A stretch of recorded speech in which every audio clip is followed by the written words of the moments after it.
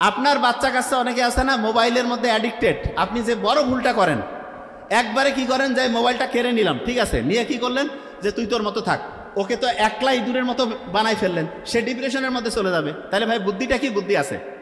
বুদ্ধিটা হচ্ছে আপনার বাচ্চাকে আপনি যখন বুঝছেন যে এরকম, তখন তাকে হচ্ছে যে বড় স্ক্রিন বা বাসায় টেলিভিশন কম্পিউটার ওপেন স্পেসে রেখে সেইখানে তার সাথে একসাথে থাকেন, একসাথে গল্প করেন, একসাথে খোলামেলা প্রত্যেকের সাথে প্রত্যেকের আন্ডারস্ট্যান্ডিং ভালো হবে, দেখবেন আস্তে আস্তে নেশাটা কাটবে।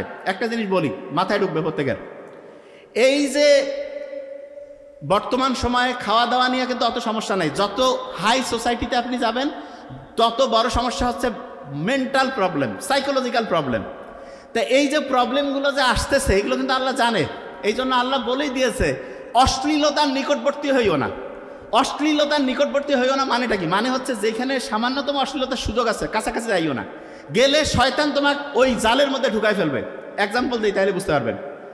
আপনি এই মহাকাশ আছে না, এইখানে এমন কিছু মনে করেন যে নক্ষত্রের মতো, আমি বুঝার জন্য বলতেছি, এমন কিছু শক্তিশালী জিনিস আছে। আচ্ছা, এটা মহাকাশের চেয়ে সহজ এক্সাম্পল দিই।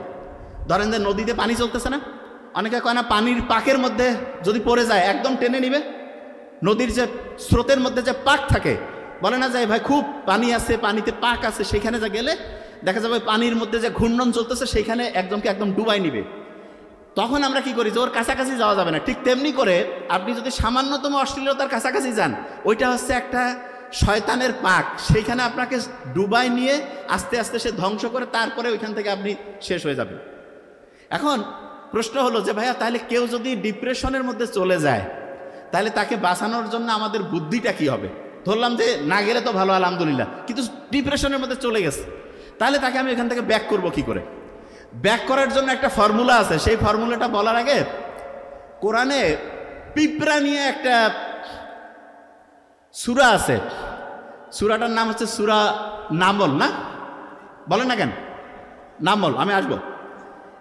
এই সূরাটার 27 নম্বর সূরা। কত নাম্বার? কত? 27। আমি চিন্তা করলাম যে আচ্ছা, এত প্রাণী থাকতে আল্লাহ কয়েকটা জিনিস নিয়ে কোরআনে বলছে, তার মধ্যে একটা হচ্ছে পিঁপড়া। কয়েকদিন আগে একটা আর্টিকেল পড়লাম, পিঁপড়াদের আমাদের মানুষের মতো হচ্ছে তাদের হচ্ছে যে সোসাইটি আছে, একজন আরেকজনের হচ্ছে বাড়িতে দাওয়াত দেয়, একজন আরেকজনের সাথে বুদ্ধি পরামর্শ করে কাজ করে, সবাই মিলে সামাজিকভাবে কাউকে বয়কটও করে, কেউ দেখা যাচ্ছে যে একটা বিপদে পড়ছে তাকে হেল্প করে, খাবার দাবার জমায় রাখে। শুনলে অবাক হবেন, যেই খাবার তারা জমায় রাখে, ধরেন যে ওই খাবারের মধ্যে পানি পড়ছে, ওই খাবারের মধ্যে একটা প্রবলেম হয়েছে, ওই খাবার আবার তারা সবাই মিলে শুকায়। পিঁপড়ার যে শৃঙ্খলাবদ্ধ জীবন, সেটার সব কিছুর অসাধারণত্ব হচ্ছে পিঁপড়া অসাধারণ লিডার তৈরি করে। অসাধারণ কি তৈরি করে বলেন?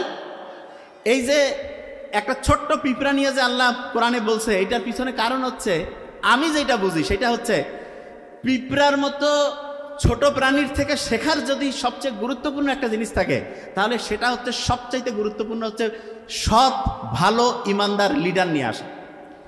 লিডার যত ভালো হবে একটা সোসাইটি তত অসাধারণভাবে সামনের দিকে আগায় যাবে। এই যে আমাদের যে গোটা বাংলাদেশ, আপনি শুনলে অবাক হবেন, পাক ভারত যে উপমহাদেশ আছে না, এই উপমহাদেশটা আগে এখন যে আমেরিকা ইউরোপ যত ধনী তার চাইতে বহুগুণ ধনী ছিলাম আমরা, বহুগুণ। কত ধনী এটা আপনাকে একটা এক্সাম্পল দেই।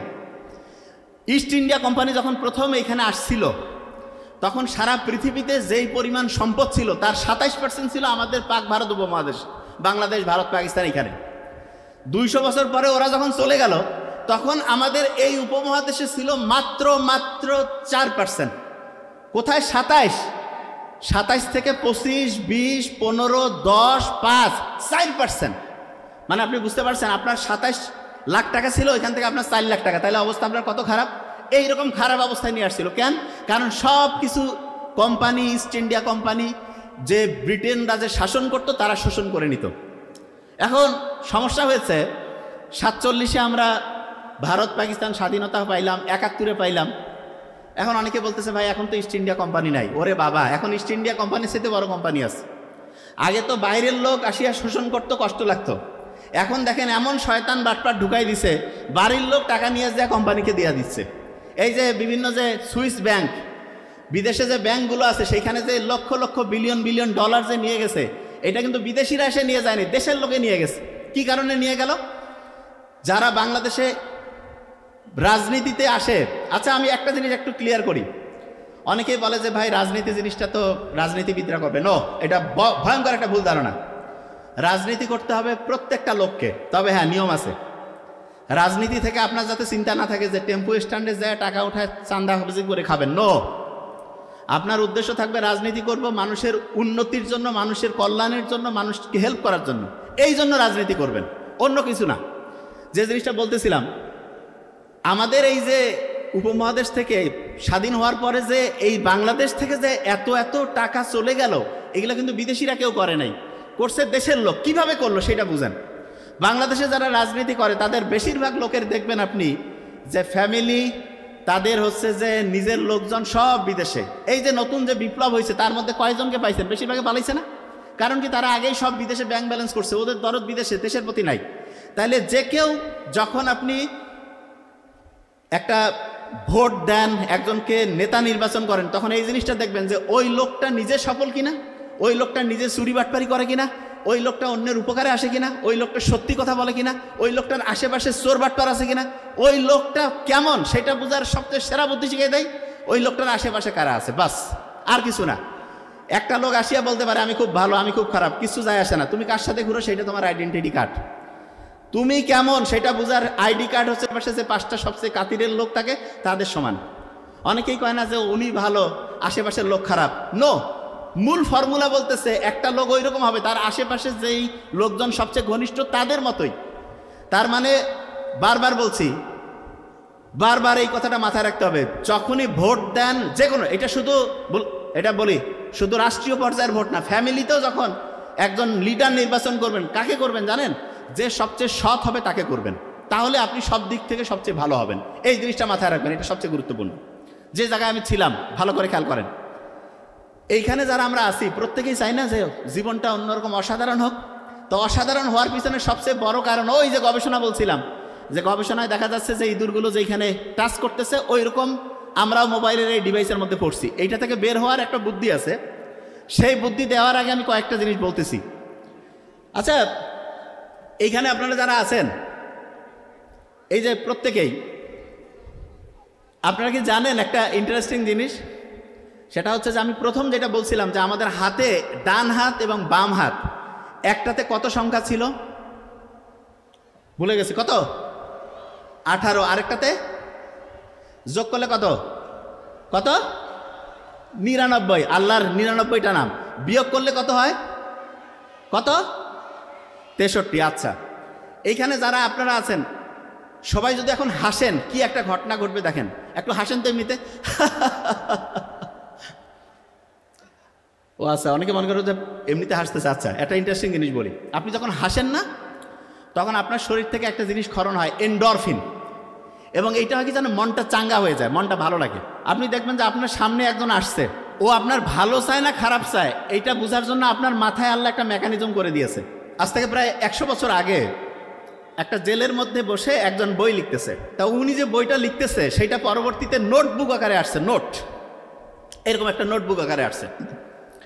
তো সেই নোটবুকের মধ্যে উনি লিখছে যে বড় বড় যে বড় কোম্পানি আছে, এই কোম্পানিগুলো কিভাবে সারা পৃথিবীতে প্রত্যেকটা এলাকার, প্রত্যেকটা জাতির, প্রত্যেকটা ছোট্ট ছোট্ট দেশের যে কালচার আছে, যে সংস্কৃতি আছে, এটাকে ধ্বংস করে আস্তে আস্তে আস্তে আস্তে তারা ওই দেশগুলোকে হচ্ছে নিজেদের নিয়ন্ত্রণে নেবে।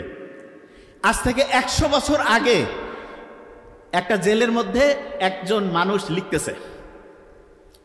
ওনাকে যে জেলে ঢুকাইছিল তার কারণ হচ্ছে উনি এটা নিয়ে বক্তব্য দেওয়া শুরু করছিল। তখন যাদের স্বার্থে আঘাত থাকতেছিল, ওরা বলতেছে এই লোক যদি বাইরে থাকে আর যদি এরকম করে কথা বলতে থাকে, তাহলে তো মানুষজন আমাদের কায়দা কানুন ধরে ফেলবে।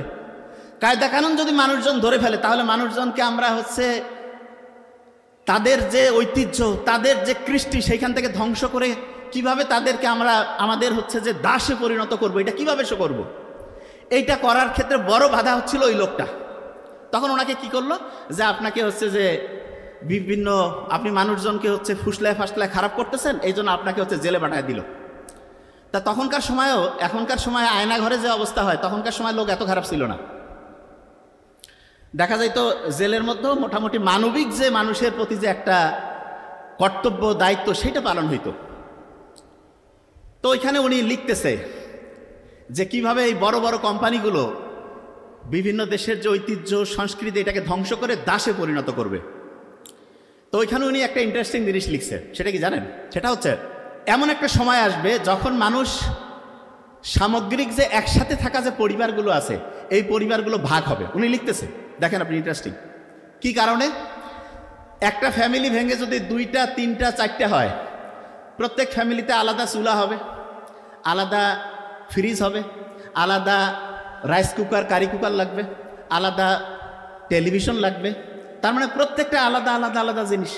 তখন আলাদা যত জিনিস হবে তত জিনিস বিক্রি হবে, তত আস্তে আস্তে মানুষ কি হবে, ওই জিনিসগুলো কিনতে থাকবে এবং দেখা যাবে যে কোম্পানিগুলোর বিক্রি ক্রমাগত বাড়বে। এবং মানুষ আজ থেকে আপনি চিন্তা করেন 30-40 বছর আগে আমাদের মা বাবারা, আমাদের চাচা চাচিরা কত অল্প ইনকাম করতো, কিন্তু কত সুন্দরভাবে পরিচালিত হতো পরিবারগুলো। এখন যে পরিবারগুলো নষ্ট হয়েছে এইটার পিছনের ইঞ্জিনিয়ারিং আজ থেকে 100 বছর আগেই লেখা হয়েছে।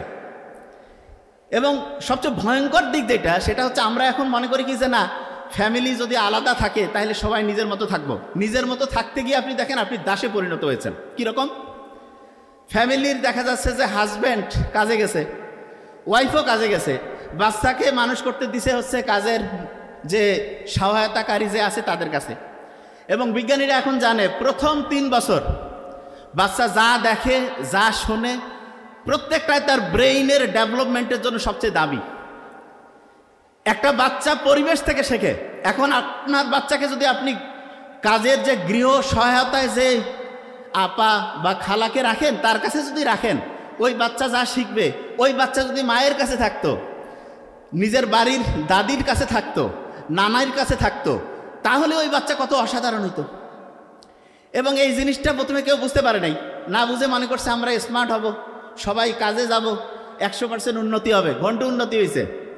আপনি প্লাস মাইনাস করে খাতা কলম নিয়ে লেখেন। হাজব্যান্ড চাকরি করে, ভেরি নাইস। ওয়াইফ চাকরি করতে যে কয় টাকা লাভ করে তার চাইতে বেশি কসমেটিক্সেই শেষ।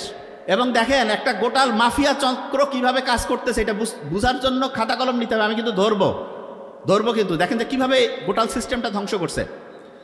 আপনার ওয়াইফ বাইরে যাওয়ার জন্য কি যে বিভিন্ন কসমেটিক্স ব্যবহার করবে। ইসলামে তো হারাম বাইরে যাওয়া, মানে বাইরে যাওয়া হারাম বলতে আমি বুঝাচ্ছি হাজব্যান্ড ছাড়া যার সামনে সৌন্দর্য প্রকাশের কোনো অনুমতিই নাই, বাইরে চেহারা দেখানোর, সুন্দর করে নিজেকে মানে হচ্ছে অন্যের সামনে হচ্ছে আকর্ষণীয় করে উপস্থাপনের কোনো নিয়মই ইসলামে নাই। কিন্তু কি করতেছে? বিভিন্ন কসমেটিক্স মাখতেছে, ঠোঁটের মধ্যে লিপস্টিক মাখতেছে। আপনার মনে হইতে পারে কি এমন হয়েছে? শুনেন, ঠোঁটের মধ্যে যে লিপস্টিক দেয়, লিপস্টিকের মধ্যে একটা টাইপ আছে যেটা হচ্ছে যে ওয়াটার প্রুফ, মানে পানি পড়লেও দেখা যাবে যে ওই লিপস্টিকটা যে আছে সেটা ওই রকমই থাকবে। মেয়েরা যদি জানতো যে এই লিপস্টিক কীভাবে তৈরি হয় অবাক হয়ে যাবে। আপনারা ভেড়াকে চিনেন? ভেড়া, এই যে গরু ছাগলের মতো ভেড়া, ভেড়ার যে স্কিন আছে, স্কিন এই যে চামড়া পশমের নিচে, ওইখানে এক রকমের গ্রন্থি আছে। গ্রন্থি কি একটা সহজ করে বলি, ওইখানে এক রকমের ধরেন যে ওই যে ছোটোবেলায় আমরা দোয়াত কলম দিয়ে লিখতাম না, এক জায়গাতে কালি নিতাম তারপরে লিখতাম, এইরকম স্কিনের মধ্যে এক রকমের গ্ল্যান্ড আছে, গ্রন্থি আছে। সেইখান থেকে লিনোলিক বলে একটা জিনিস তৈরি হয়। লিনোলিক, খালি নামটা খেয়াল রাখেন। ওই জিনিসটা কি জানেন? ওইটা হচ্ছে অনেকটা ওয়াটার প্রুফ। তার মানে যত রকমের এই যে লিপস্টিক বানাচ্ছে এগুলোতে যে ওয়াটার প্রুফ হচ্ছে, এটার কারণ হচ্ছে ওইখানে ওই যে ভেড়ার মধ্যে যে স্কিনের মধ্যে যে গ্রন্থি থেকে লিনোলিক পাওয়া যায়, ওই জিনিসটা ওইখানে আছে। তো অনেকের মাথায় প্রশ্ন আসে যে তাতে কি সমস্যা? সমস্যা আছে।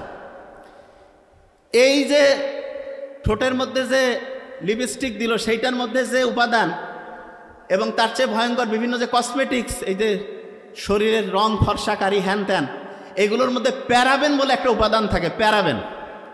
এবং এই উপাদানগুলো এত ডেঞ্জারাস, দেখা যায় যে একটা মেয়ে আলসিয়া হয়ে যায়। যে আপনি কি করছেন? হ্যাঁ, যে কসমেটিক্স ব্যবহার করে মেয়ের আলসিয়া হবে? হ্যাঁ, আলসিয়া হবে। কারণ এটা হয় কি, মেয়েদের যে হরমোনাল ব্যালেন্স সেটা ইমব্যালেন্স করে ফেলে। এবং তখন কি হয়, আলসিয়া হয়ে গেল মেয়ে যখন আলসিয়া হয়ে যাবে, অলস মস্তিষ্ক শয়তানের কারখানা, সমালোচনা শুরু হয়ে গেল। এবং প্রথম ফাইট শুরু হয়ে যায় মা শাশুড়ি, এখান থেকে শুরু। কারণ টাইম যত ফ্রি থাকবে তত শয়তানি বেশি দূরবে। সত্যি কথা বললাম।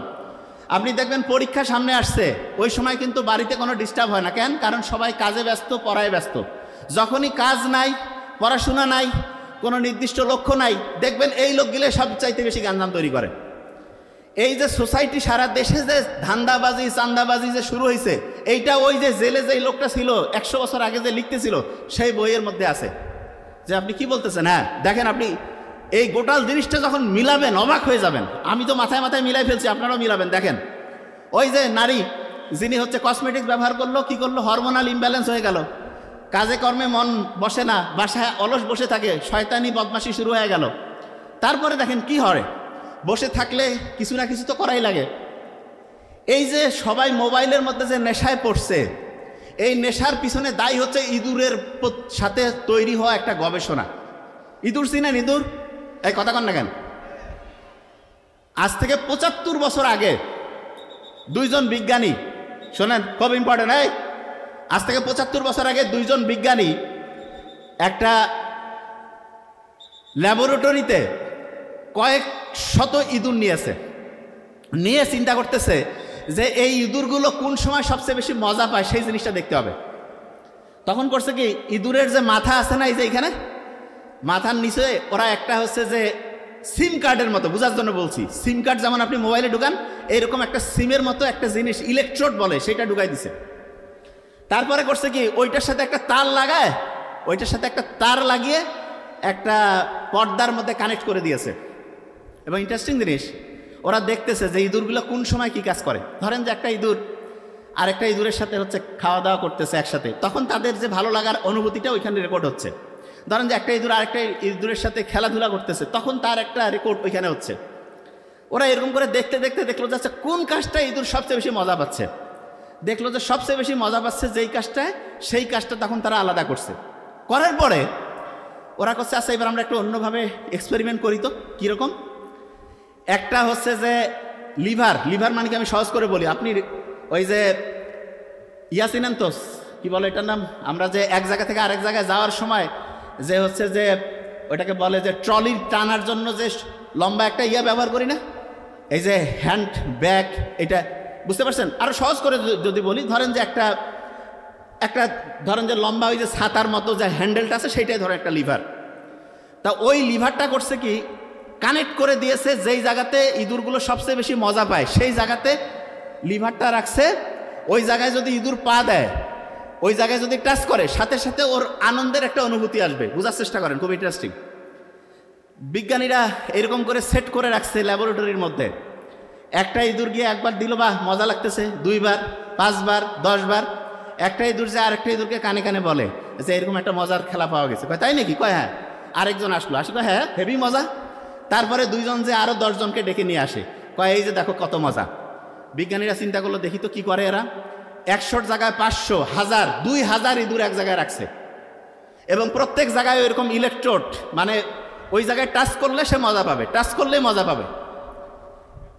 ভয়ঙ্কর দিক, 24 ঘন্টা গেল, 3 দিন গেল, 7 দিন যাওয়ার পরে যে ইঁদুরগুলো ওই যে ওইখানে টাচ করলে মজা পায়, প্রত্যেক দিন প্রায় 2500 বার করে ওই জায়গায় টাচ করে।